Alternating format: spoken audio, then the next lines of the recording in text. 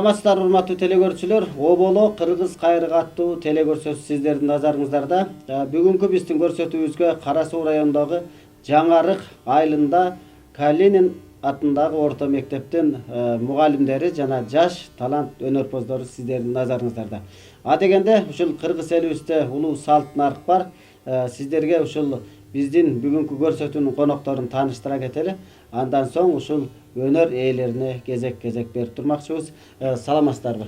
Мен жанымда отурган ушул эл агартуунун отличниги Кыргыз Республикасынын Маданият жана маалымат министрлигинин мыкты кызматкери төш белгисинин ээси, деги эле ардактуу агай Насирдин Матраимов агай чейрек кылым ушул биздин кыргыз жергебизде билим берүү тармагында, маданият жагында дагы далай жаштарды таалим тарбия берип өстүрүп келатат. Агай жөн жайынан эмес, баягы атадан балага, устаттан шакиртке уланып келген улуу салт бар. Биздин Залкар комузчу Болуш Мадазимов агайыбыздан дагы ушу таалим тарбия алган бир кезде. Жана биздин Айкөкүл Бурканбек кызы. Дагы бир биздин ушул таланттуу өнөрпөз кызыбыз Мээрим Үсөнова. Дагы ушул өнөрдү колунан кыргыздын учкун комуздун колунан түшүрбөй келген Буурулай Абдыкалыкова. Саламатсыздарбы? Улуу жакшынакай ушул салт менен эле дегенде сиздин бир жакшынакай чыгарма аткарып берсеңиз, андан кийин маекке келсек.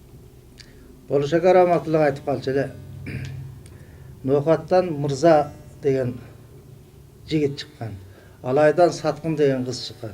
Кыскасы Мырза ул менен Аксаткын деген дастан күү келип чыккан экен. Эми муну ушу Болуш аканын иштөөсүндө күү болуп калды. Мен ошол күнү жетип берейин. Жакшы болду.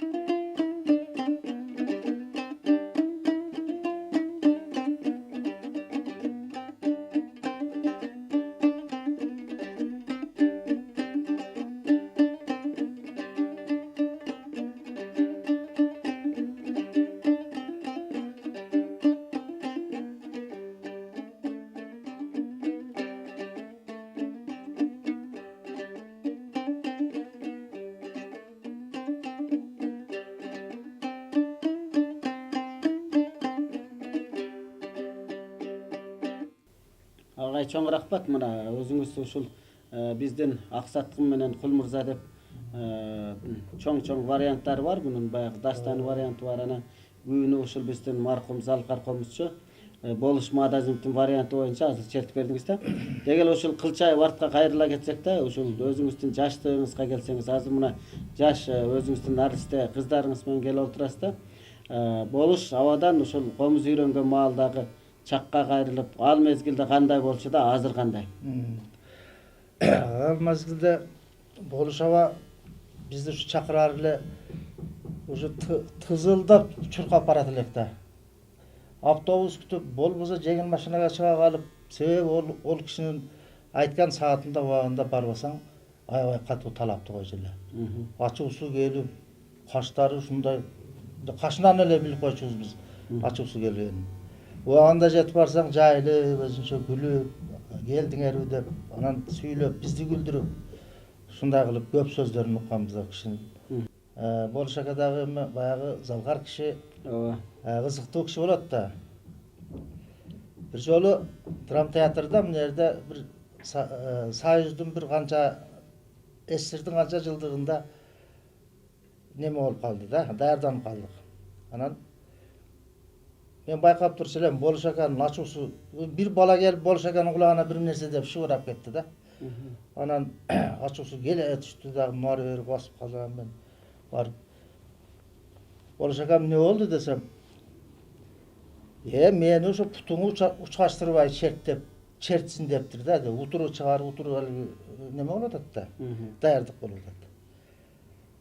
Дептир, бирөө айтыптыр, азыр мен чыгам деп эле алгинип калыптыр да. Анан ого чейин Болуш аба чыксын деп калды. Ушундай окуялар болгон. Ушундай кишилер. Эми азыр мына учурда ушул биздин комуз кармаган кыздарды, жаштарды тарбиялап атасыз да. Дегеле ушул жаштардын агымы кандай да? Мына азыр 3 жашынакай биздин кызыбыз келип отурат. Айылда жаштардын ушул комузга тартылуусу, дегеле ушул элдик өнөргө, ушул дегеле Кыргыздын улуттук ушул аспаптарына жаштардын ушул кызыгуусу кандай да? Өзүңүз мугалим катары. Эми мактаныш болбосун, мына шаар жериндеги баягы ошо комуз ийримдерин жетектеген жетекчилер менен жолугушуп турабыз. Шаар жеринде кызыгуу азыраак экен окуучулардын. Анан биз эми айылда жашайбыз өзүбүз.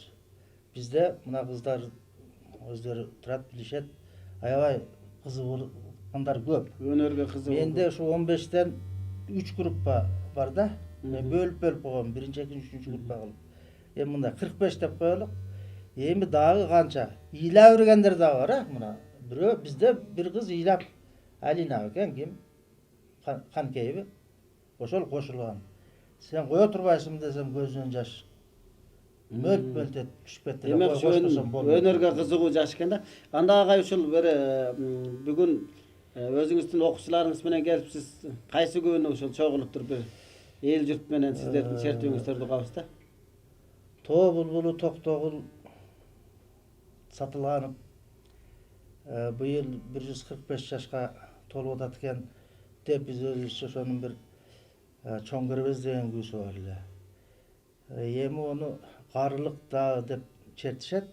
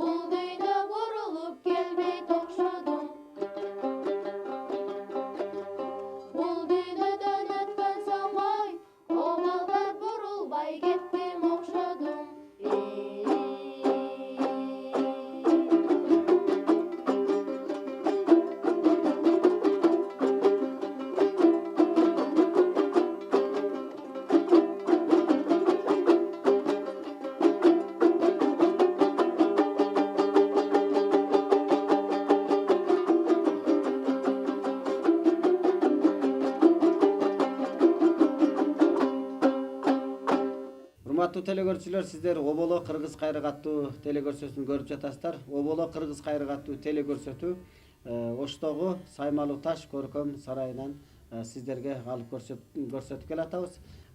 Сиз азыр жаштар менен Тоо булбулу Токтогул атабыздын ушул чоң кербези каарылыгы деп коет. Ушул каарылык чертип ырдап аткарып бердиңиздер. Айта кетсеңиз да, жана болушабабыздын ушул убакытка так экенин, анан кийин ушул ар бир убакытты ушул өлчөмдүү экенин, тартиптүү бекем кармаганын айта кеттиңиз да. Азыр эми өзүңүз ушул жаштарга устат болуп келесиз. Жаштардын бул ушул убакытка деги эле ушул тактыкка кандай экенин ушул айта кетесиз да. Ушу мен балдар кыздарды биринчи кабыл алып атканда текшерип анан кабыл алабыз да. Айтам, мына мен сени жаздым. Эми сен мына жумасына мынанча күн келесиң ийримге. 3 жолу катарынан ийримге келбесе айдаласың деп эле коебуз ушу. Бу жерден катыштырбайбыз немеге. Анан ишиңер болсо жооп сурасаңар жооп берем. Ушундай тартипти ушу кыздар билишет. Киргизгенбиз. Демек тартип баягы темирдей бекем турбайбы? Ондой болбаса болгудай эмес да. Анан башканы билбедим, мен өзүмдүкүн эле айтайын. Ушу кыздарды кайсыл убакка, кайсыл саатка чакырсам, менен мурунураак келишет. Анан эптеп телефон таап үйгө телефон кылышат, агай биз турабыз. Мына мен жөнөп атам. Жөнөш дагы кыйын да, баарыбыз билебиз да. Ошентип анан кыздарга ошо рахмат. Мен айтканымда, ошо айткан жеринде, айткан саатында турушат. Анан келишет. Арасында бар эми ошо барлар менен ону өзүбүз сүйлөшүп алабыз. Анда ушул Болшобанын чертип жүргөн күүлөрүнөн Болшоба черткен далай залкар күүлөр бар. Кайсынысына кайрылабыз азыр эми? Коргол Досуевдун Акбагай деген күүсү бар. Эми Коргол аксакал дайым ырдап, кошуп, кайсы күнү чертсе деле ошентип жүрчү экен. Анан Болшобам эми ошол күнү өзү кайрадан иштеп, башкадан иштеп, анан Акбагай кылып чертип чыкты да, эми биз уктук да барыбыр. Эми ошол Болшобанын варианты боюнча ошол Акбагайды колдон келишинче чертип берейин.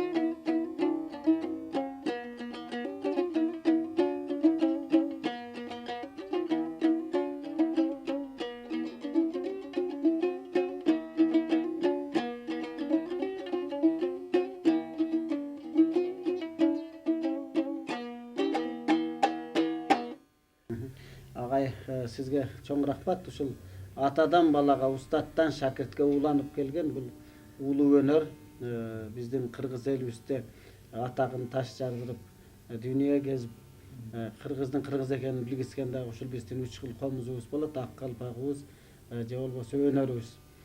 Ошонун катарында мына азыр Болуш агайдын варианты боюнча Корголдо өсөйт ак бакайын чертиңиз да. Ушу бир нерсени унутуп калдым да, Шакар абызында. Бишкекке бир бизди алып барды да, шериктери да бар, шериктерибиз да. Анан бир жума болду ал жерде. Кайтарда автовокзалдан эми баягы самолетко, аэропортко барыш керек. Ошол жерде машина күтүп турганча сүйлөшүп туруп калдык. Анан балдар деди. Мен ушу Корголду 4 жолу көргөмүн деди. Ушу бир нерседен арманым бар деди. Неге десек, бир сүрөткө түшүп коелу деп мен. Ошондо деле сүрөткө тартат эле деди. Анан мага да тык эте түштү да. Биз деле айта элекпиз да. Анан сәл кичине убакыт өткөздүм дагы. Көбүнчө мен неме кылчу элем да, айтчу элем ал кишиге. Караса баары жакта эле сүрөтчүлөр турат, тегередип деле. Ошол автовокзалдын алдында. Болсо ал жерде сүрөтчү турат. Сүрөткө түшүп койбойлубу десем, барбы экен сүрөтчү дейт. Ооба мына жерде эле турат десем. Майлы онда деп калды. Барып сүрөткө түштүк, ошо сүрөттү. Эми бул алтын деп сактап жүрөбүз да. Алтын казна да бар bizde. Бул деген сөзсүз биз учурда, убагында, ошол жанында, катарында жүрүп туруп, залкардын залкар экенин билбей калган күндөрүбүз көп болот. Ал учуратып эле кезиктирип жүрбөйсүзбү? Агай мына Болуш агайдан талим тарбия алганыңызды айта кеттик, ошону менен бирге эле. Азыр мен жаштарга моундай бир суроо бергим келет да, мына кыздарыбызга. Кыздар ушул комузга кызыгып калганыңарга эмне себеп болду? Биздин айрыкча ушу жаштарыбыз көп да, азыр жаш балдар, кыздарыбыз чет мамлекеттик музыкаларга ооп кеткендер. Силер эмне үчүн андай кылбай комузга кызыгып калдыңар? Айта кетсеңер. Бул комуз баягы ата бабаларыбыздан калган аспап, улуттук аспап болуп, кыргыздын улуттук аспабы болот. Биз буну 3 жылдан бери үйрөнүп келебиз агайыбыздан. Комузубузду колубуздан таштабашыбыз керек. Комузду ар дайым колубузга алып жүрүшүбүз керек. Кыргыз жаштарын ушу комузга үндөйбүз. Анда кыздар кайсы күн чертебиз агай менен? Азыр биз агайыбыз менен Токтогул Сатылгановдун Торгой менен Тургунтай күүсүн чертип берели.